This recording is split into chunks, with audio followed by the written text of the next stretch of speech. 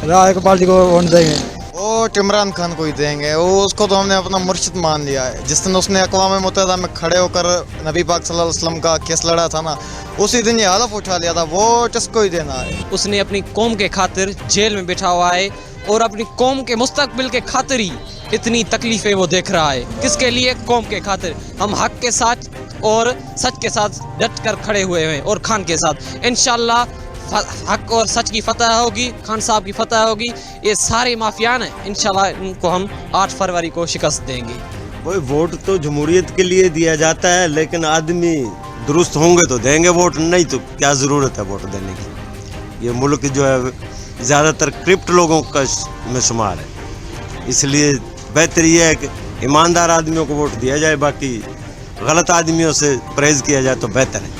MQM को vote देंगे। MQM ने गरीबों के लिए पहले भी कुछ किया है, अभी आएगी, अभी भी कुछ करेगी।